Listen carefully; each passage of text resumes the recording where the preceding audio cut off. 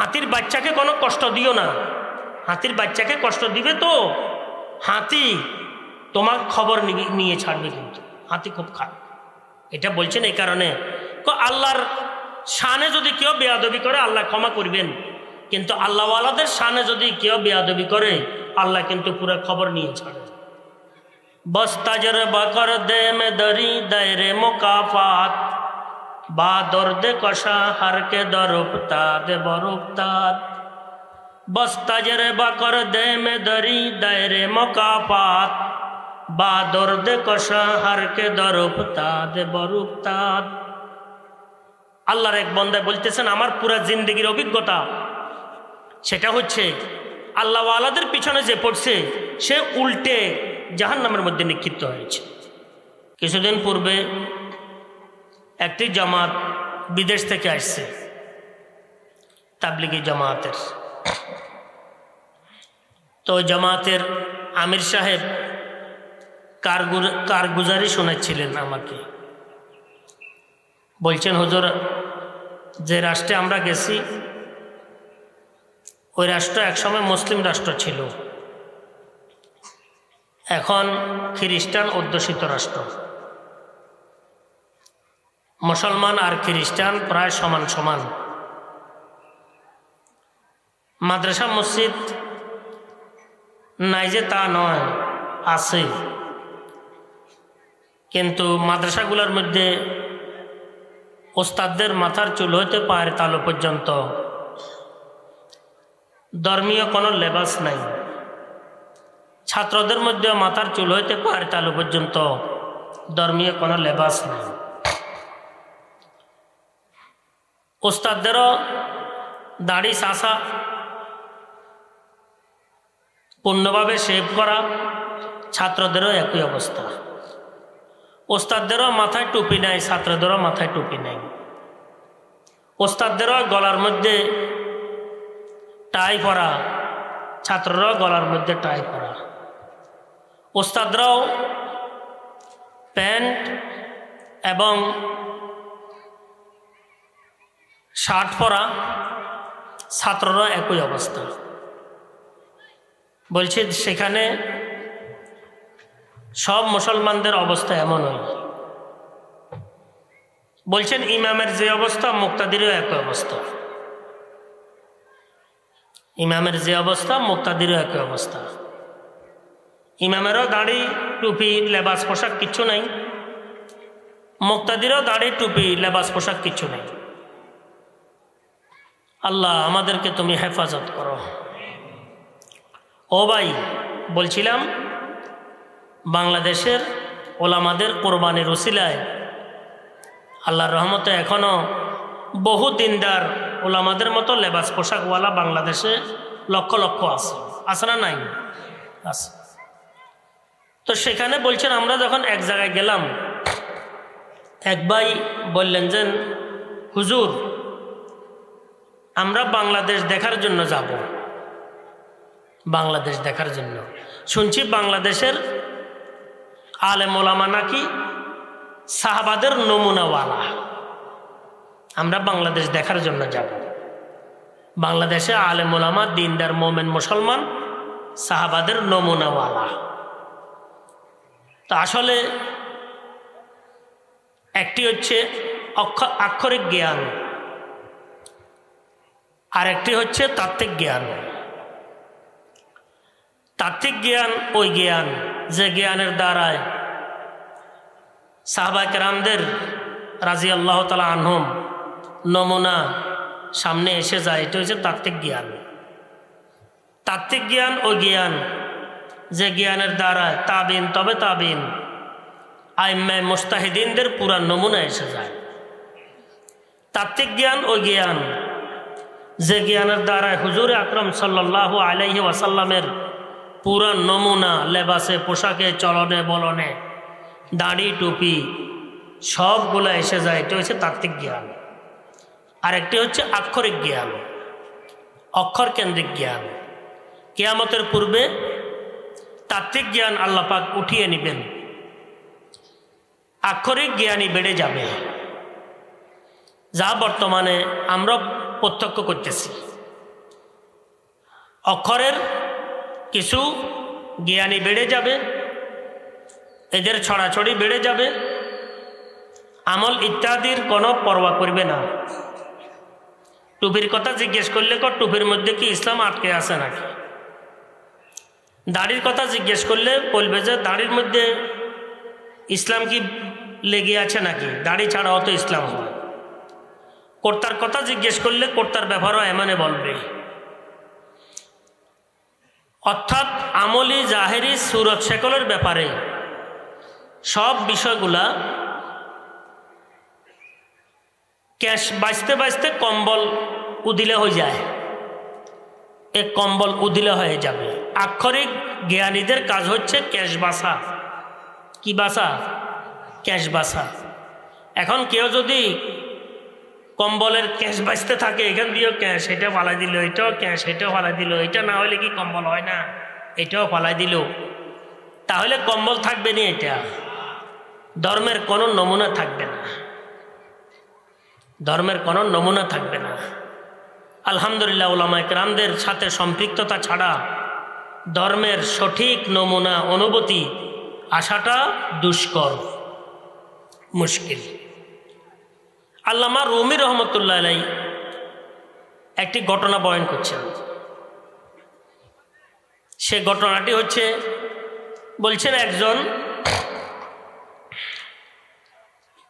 এই ফটো যে অঙ্কন করে তার কাছে এনে যাই বলতেছে, আমার দেহের মধ্যে একটা বাঘের ছবি অঙ্কন করো, বাঘের ছবি। তো বাঘের ছবি যখন অঙ্কন করার কথা বলছে, তো সুই লাগাইতে ও কি করতেছ? স্যার এখন তো মাত্র শুরু করছি, লেজ থেকে শুরু করছি। লেজ ছাড়া কি বাঘ হয় না? লেজ ছাড়াও তো বাঘ হয়, লেজ বাদ দে। এরপরে শুরু করছে, কি শুরু করছ? খুব ব্যথা অনুভব হইতেছে। স্যার শুরু করছি, কান থেকে শুরু করছি। বেকুব, কান ছাড়া কি বাঘ হয় না? কান ছাড়াও তো বাঘ হয়, যে কানের কান নাই, কান কাটা, কান বাদ দে। এরপরে শুরু করছে, কি শুরু করছ? স্যার এখন তো পা থেকে শুরু করছি। তুইও বড় বেকুব, পা ছাড়া ল্যাংড়া বাঘ কি নেই? তো সে যে নাকি ছবি অঙ্কনকারী, সে বলতেছে, স্যার যে বাঘের কান নাই, পা নাই, লেজ নাই, হ্যাঁ, ওই বাঘ আল্লাহ দুনিয়ার মধ্যে সৃষ্টি করে নাই। আমি পারবো না বাঘ অঙ্কন করতে। আমি ওই আমির সাহেবকে জিজ্ঞেস করলাম, আচ্ছা এটা তো তুমি পুরুষের কথা বললা, মহিলাদের কথা একটু শোনাও, কি অবস্থা ওই দেশের মুসলমান মেয়েদের কথা? তো মেয়েরা সব প্যান্ট শার্ট, ব্যাস। পুরুষ ছেলেদের মতো কোনো রকমের বেশ কম নাই, ছেলেরা যেভাবে চলে ওইভাবে চলতেছে, কোনো বেশ কম নাই, পর্দা পুশিদার কোনো নেজাম নাই। যাই হোক, তো আমি আপনাদের খেদমতে অনুরোধ করতেছিলাম, মাদ্রাসা বড় ধরনের নেয়ামত। মাদ্রাসা কত বড় নেয়ামত সেটা আছে বিদায় আমরা হয়তো জানি না যে মাদ্রাসা কত বড় নেয়ামত। দাঁত থাকতে নাকি দাঁতের কদর হয় না, দাঁতের মূল্যায়ন হয় না। এই কারণে মাদ্রাসা আছে বিদায়, দিন এই বিষয়গুলো আছে বিদায় আমাদের কাছে হয়তো অনুভূতি নেই। আমার বলার উদ্দেশ্য হচ্ছে মাদ্রাসা বড় ধরনের নেয়ামত। এই মাদ্রাসাগুলোর সাথে আমরা নিজেদেরকে লাগাই রাখি, নিজেদেরকে নিজেদের স্বার্থে লাগাই রাখি। এটা তো আসলে বিদেশের কথা বলছি। আমরা বাংলাদেশের অবস্থাও কিন্তু বিভিন্ন এলাকার কিন্তু তত ভালো নয়, খুব খারাপ অবস্থা, খুব খারাপ অবস্থা। আমাকে আমাদের এলাকার চিল্লা লাগাই আসছে এক বড় ব্যক্তি, আমাকে আসি বলতেছেন, ভাইয়া আমার ভাইয়া কয়, ভাইয়া আমরা রশিদিয়ার কদর আমাদের অন্তরে নাই, রশিদিয়া কি জিনিস আমরা বুঝে নিতে পারতেছি না। তা আমি বললাম যে কেন বলতেছেন? ভাই যেখানে গেছি বাংলাদেশের উত্তর এলাকায়, ওই সমস্ত এলাকায় কোনো কি নাই, মাদ্রাসা নাই। মাদ্রাসা না থাকার কারণে মসজিদগুলোর বেহাল দশা হয়েছে, মসজিদগুলোর মধ্যে কিছু নেই। কোনো কোনো মসজিদ আছে সপ্তাহে একদিনই খোলে। আর বলতেছেন যে মসজিদে যাই না আজান ঠিক আছে, না একামত ঠিক আছে, না কেরাত ঠিক আছে, কিছুই ঠিক নেই। আমরা বহুত মসজিদে আমির সাহেবকে জিজ্ঞেস করে নামাজ দ্বিতীয়বার পড়তে হয়েছে। উনি বলতেছেন এই দুরবস্থা। আমরা রশিদিয়ার কদর করি না। রশিদিয়ার দ্বারা আমাদের এলাকার মধ্যে কেমন একটা আলো হয়েছে এটা আমাদের আসলে জানা নাই, কিন্তু বাইরে গেলে এটা বুঝে আসে। তো সেখানে অবস্থা করুন। তো এক ইমাম সাহেবের আরেক মুয়াজ্জিন সাহেবের ঘটনা শুনাইলেন। ওই ভাই বললেন যে এক মসজিদে গেছি, সেখানে ইমাম সাহেবকে পাই না। নামাজের পরে ইমাম সাহেব বাইরে চলে যান। একদিন গেছে, দুদিন, তৃতীয় দিন আমি পিছনে নামাজ পড়ছি। পিছনে নামাজ পড়ি, দরজা দিয়ে দাঁড়াইছি, সাজি ইমাম সাহেব নামাজ পড়ে মাত্র বাইরে যেতেছে। তাই বললাম যে ইমাম সাহেব, আমরা ফেনী থেকে আসছি আপনাদের থেকে কিছু শোনার জন্য, আপনার থেকে কিছু শেখার জন্য। এখন আপনাকে পাই না। আমি খুব ব্যস্ত, সময় দিতে পারবো না, আমি খুব ব্যস্ত। বলছেন হুজুর আপনি যত ব্যস্ত হন, আমরা তো আপনাদের মেহমান। তবলিগারদের কিছু ভাষা আছে, পরিভাষা আছে, আমরা তো মেহমান, তো আমাদেরকে একটু সময় দেন। আমার কাছে সময় নাই। কেন এত করতেছেন? আমি এখান থেকে যাই, আরেক মসজিদে নামাজ পড়াইতে হয়। বুঝছেন নি কথাটি? আমরা দেশে আসেনি, আমরা দেশে আওয়ামে মেনে নিবে না। আওয়ামের কাছেও এতটুকু আল্লাহর রহমতে অনুভূতি আছে যে একজন মানুষ ফরজ আদায় করে ফেললে তার উপরে আর কি থাকে না, নামাজ থাকে না, সে আবার নামাজ পড়াইতে পারে না। সে বলছে আমি এই মসজিদে নামাজ পড়াই, আরেক মসজিদে যাইও কি নামাজ পড়াইতে হয়, আপনাকে সময় আমি কিভাবে দিব? তো ইনি বলতেছেন হুজুর এটা কি মাসলা মাসাইল মতো কি, আমরা তো জানি না। তো এখন মাসলা মাসাইলের সময় নাই, সব বাদ দেন, কাজ করেন, আমাকে ছাড়েন, আমি নামাজ পড়াইতে হবে। কেন? কথাটি বুঝাইতে পারছেন? এটা কিসের কারণে হয়েছে? মাদ্রাসাগুলো না থাকার কারণে হয়েছে। মাদ্রাসা নাই, দ্বীনি শিক্ষা নাই, মাদ্রাসা নাই, সঠিক নবীর ওয়ারিস তৈরি হচ্ছে না, মাদ্রাসা নাই, বিজ্ঞ আলেম তৈরি হচ্ছে না, মাদ্রাসা নাই, মাসলা মাসাইল জাননেওয়ালা বড় মুফতি ফকি তৈরি হচ্ছে না, মাদ্রাসা নাই, বড় মুহাদ্দিস তৈরি হচ্ছে না। এই কারণে এই দুর্দশা। কিন্তু দ্বীনি উদ্যোগ নাই যে তা নয়, কিন্তু দ্বীনি উদ্যোগগুলো মরা মরা বাপ, এটা মাদ্রাসাগুলো না থাকার কারণে। আমি এই কারণে বলতেছিলাম যাদের পাশে কাছে মাদ্রাসা আছে, আল্লাহ পাকের ফজল করমে আমরা বেশি বেশি উপকৃত হই।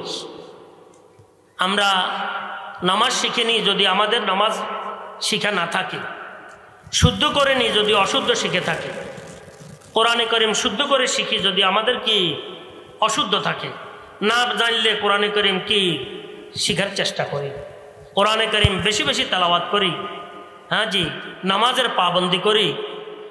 আমাদের এই খানদান থেকে ওরজাত সন্তানদেরকে আলেম বানানোর চেষ্টা করি আমরা। একজন আলেম যদি তৈয়ার হইয়া যায়, আমি বলি ওই খানদানের ওই গোত্রের কোফাল আসমানের লগে লাগে নাই, আর সে এলাই সাথে লেগে গেছে। কিসের সাথে? একজন আলেম যদি তৈয়ার হইয়া যায়। আলিমুন আমিলুন মুআল্লিমুন ইউদা কাবীরান ফি মালাকুতিস সামাওয়াত। একজন আলেম যে আমল করেনেওয়ালা, আমল করলে তাকে আলেম বলে, আমল না থাকলে তাকে আলেম বলে না। আমলওয়ালা হইতে হয়, জাহেরি আমলওয়ালা হইতে হয়, বাতেনি আমলওয়ালা হইতে হয়, সঠিক এতেকাদওয়ালা হইতে হয়, মাসালার উপরে চলনেওয়ালা হইতে হয়। না হয় কিন্তু কি তাকে আলেম শরীয়তের পরিভাষায় বলে না। একজন আলেম যে নাকি এলেম শিখছে, আমল করতেছে, অন্যদেরকে এলেম শিখাইতেছে,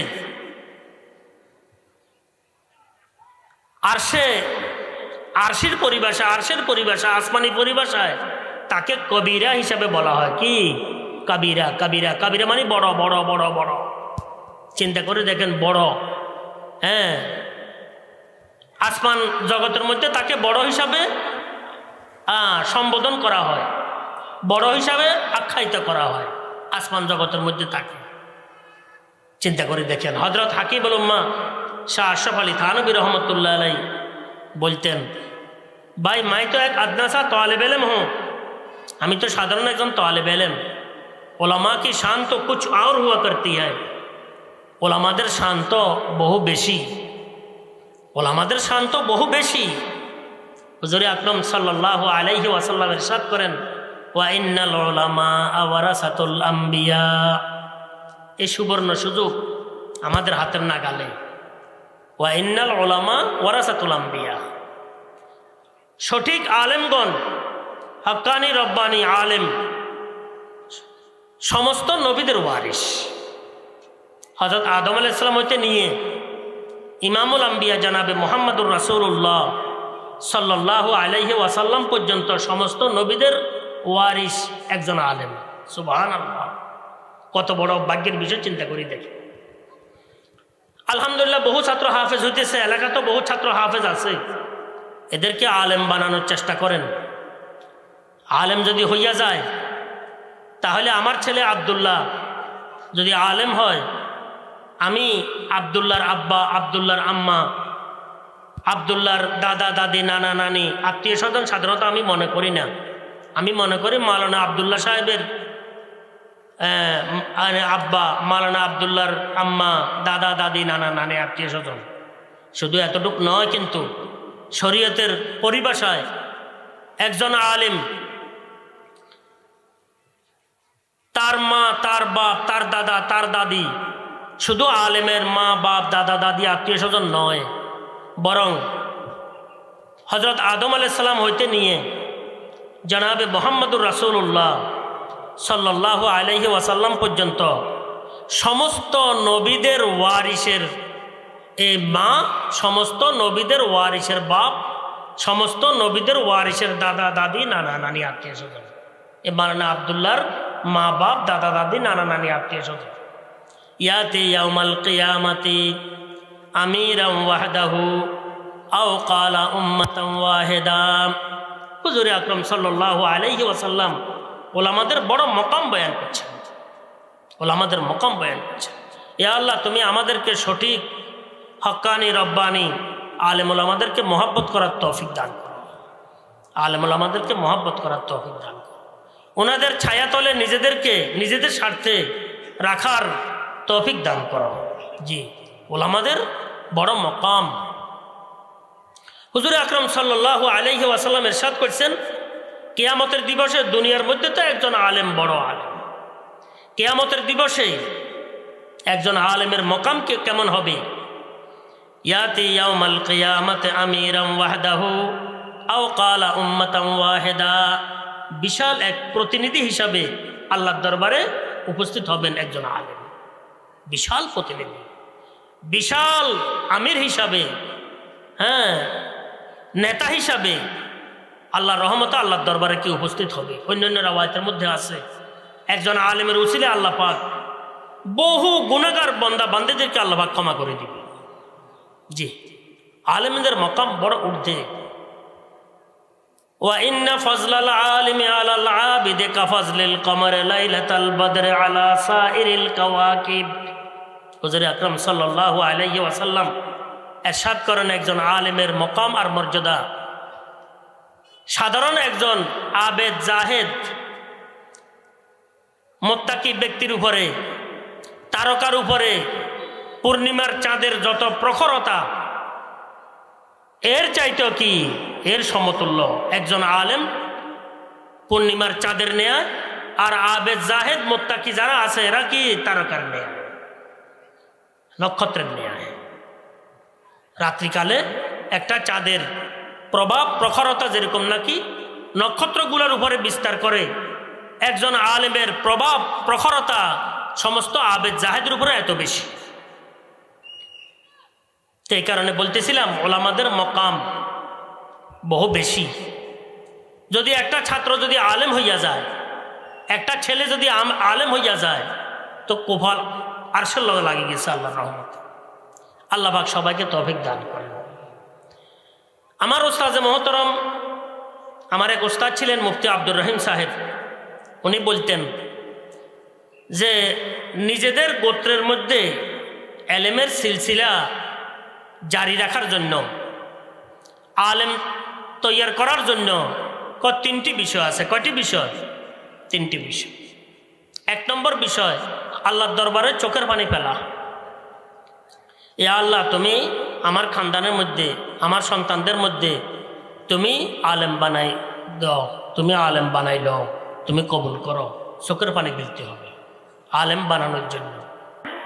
আল্লাহ পাকের বড় কি মকবুল বান্দা, সমস্ত নবীদের ওয়ারিস। চিন্তা করে দেখি, হুজুরে আকরাম সাল্লাল্লাহু আলাইহি ওয়াসাল্লাম সহ সমস্ত নবীদের ওয়ারিস। চোখের পানি ফেলতে হয়, দোয়া করতে হয় নিজের সন্তানদেরকে আলেম বানানো যায়। নম্বর 2, সর্বসাধারণ হক্কানি রব্বানি আলেমুল আমাদেরকে মহব্বত করতে হয়। সর্বসাধারণ হক্কানি রব্বানি আলেমুল আমাদেরকে কি করতে হয়? মহব্বত করতে হয়। সবার সাথে মহব্বত রাখতে হয়। কোনো কারণে যেন এদের থেকে মহব্বত কি আমাদের কি না কমে, মহব্বত না ছুটে, মহব্বতের বন্ধনের মধ্যে বিচ্ছেদ না আসে কোনো কারণে। সব সময় যেন আলেমুল আমাদেরকে সমালোচনার ঊর্ধ্বে রাখার চেষ্টা করি। খুব লক্ষ্য রাখি। বহুজন আছেন আমাদের মধ্যে, আসি বহুজন, বহু ভাই বুঝ ব্যবস্থা একটু কম, একেবারে ধরি হুজুরদেরকে নিয়ে শুরু করে। আরে মিয়া, আব্দুল্লাহ খারাপ হইতে পারে, আতিকুল্লাহ খারাপ হইতে পারে, মাওলানা ফজলুল্লাহ খারাপ হইতে পারে, কিন্তু হক্কানি রব্বানি যারা নাকি হুজুর সাল্লাল্লাহু আলাইহি ওয়াসাল্লামের ওয়ারিস, সমস্ত নবীদের ওয়ারিস, এদের মকাম বহু ঊর্ধ্বে, বহু উপরে, বহু উপরে, বহু ঊর্ধ্বে। এভাবে কোনো আলেমদের কোনো সমালোচনা যেন মুখ দিয়ে বের না হয়, আমাদের কানে যেন না ঢুকে। খুব লক্ষ্য করবেন, কোনো ইমামের সমালোচনা যেন মুখ দিয়ে বের না হয়, কোনো ইমামের সমালোচনা যেন আমার কানে না ঢুকে, কোনো মুহাদ্দিসের সমালোচনা যেন আমার মুখ দিয়ে বের না হয়, কোনো মুহাদ্দিসের সমালোচনা যেন আমার কানে না ঢুকে। খুব লক্ষ্য রাখবেন। যা করি করতে থাকি, কিন্তু আলেম ওলামাদের সাথে আমাদের বন্ধনটি যেন স্বচ্ছ থাকে, পরিষ্কার থাকে, মজবুত থাকে। আল্লাহ পাক তৌফিক দান করেন। দুনিয়ার একটা ধারা আছে, নিয়ম আছে, যখন কারো সমালোচনা শুনতে থাকি অথবা করতে থাকি, শোনার পর করার পর তার প্রতি একটু ঘৃণা এসে যায়। এটা দুনিয়ার নিয়ম। সে ভালো মন্দ সেটা অন্য বিষয়, কিন্তু কারো সমালোচনা কানে পড়লে, কারো সমালোচনা মুখে দিয়ে বের হলে তার ব্যাপারে একটু দিলের মধ্যে কুলুষ সৃষ্টি হয়, দাগ সৃষ্টি হয়, দোষ সৃষ্টি হয়, ঘৃণা সৃষ্টি হয়। আলেমুল আমাদের ব্যাপারে যেন এই ঘৃণা যেন আমাদের থেকে কি সাদের না হয়, আমাদের অন্তরে যেন না বসে। এটা বড় বিপজ্জনক বিষয়, বিপজ্জনক বিষয়। এই কারণে আলেমুল আমাদেরকে, হক্কানি রব্বানি আলেমুল আমাদেরকে সব আমাদের স্বার্থ, শর্ত, ব্যক্তিগত, সামাজিক, দলীয় সব স্বার্থের উপরে রাখতে হবে। হ্যাঁ, কেউ যদি দোষী হয় সে আইনের সম্মুখীন হবে, কেউ যদি দোষী হয় সে বিচারের সম্মুখীন হবে, কেউ দোষী হলে সে বিশেষভাবে ওই ব্যক্তি তার কি দোষের কি ফলাফল কুফল সে ভোগ করবে। কিন্তু একজনকে নিয়ে সব আলেম ওলামাদের সমালোচনায় লিপ্ত হওয়া বা শোনা করা, এটা কখনো ঈমানের জন্য নিরাপদ নয়। খুব লক্ষ্য রাখবেন, কখনো নিরাপদ নয়। আল্লাহ, আপনারা জানেন বিশ্বের মধ্যে, দেশের মধ্যে কিছু সম্প্রদায় আছে, এরা বৈশ্বিকভাবে মুসলমানের, দেশীয়ভাবে আলেম ওলামাদের দোষ ত্রুটিগুলো প্রচার করতে আসে। তিলেরে তাল করিয়া, বালুরে পাহাড়ের মতো করে, মিথ্যারে সত্য, অবাস্তবকে বাস্তব, ছোটকে বড়, এভাবে করে করে করে করে অপপ্রচার করে সর্বসাধারণ মোমেন মুসলমানদেরকে আলেম ওলামাদের থেকে দূরে রাখার কি দূরে সরানোর চেষ্টা করতেছে। এমন একটি সম্প্রদায় কাজ করতেছে। আল্লাহ সবাইকে হেদায়েত দান করেন। আর পুরো বিশ্বের মধ্যে তো আপনারা জানেন যে মুসলমানদের বিপরীতে এই কত রকমের অপপ্রচার, অপপ্রচারের কোনো শেষ নেই।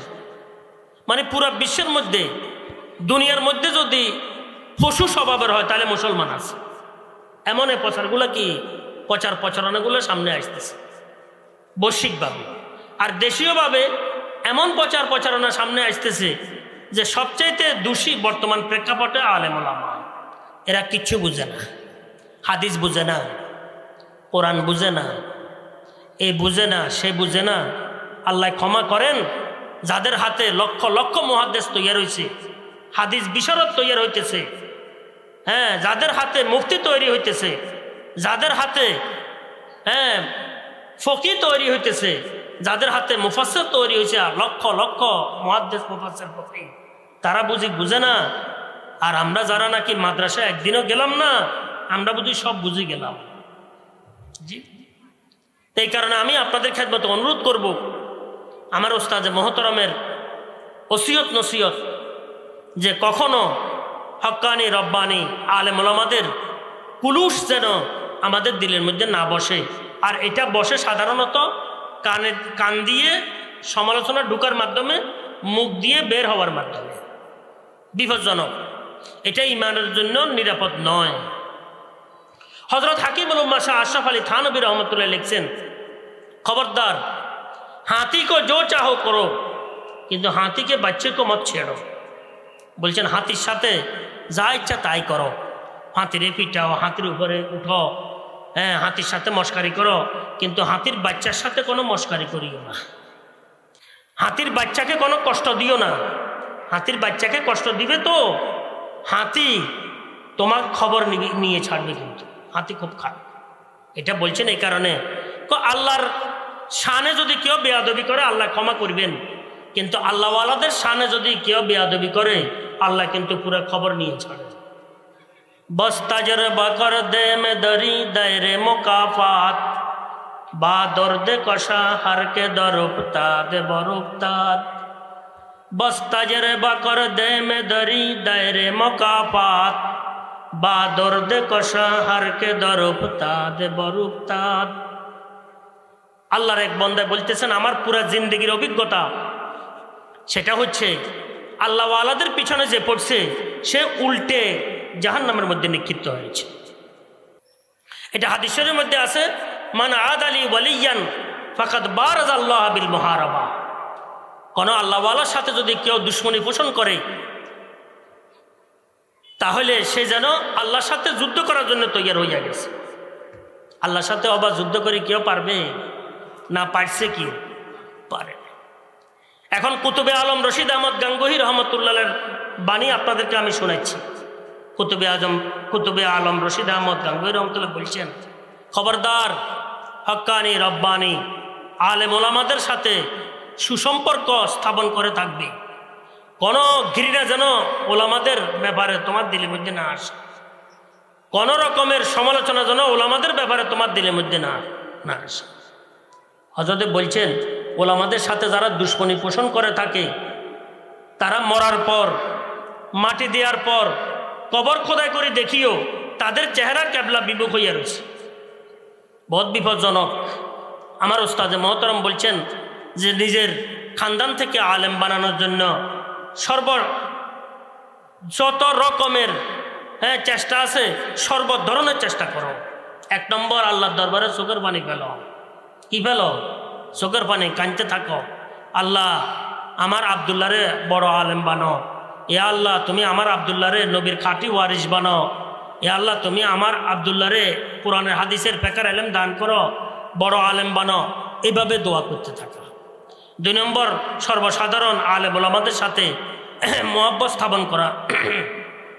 এদের ইজ্জত, এদের সম্মান, এদের প্রতি আন্তরিকতা, ভালোবাসা, এটা জরুরি। 3 নম্বর বলছেন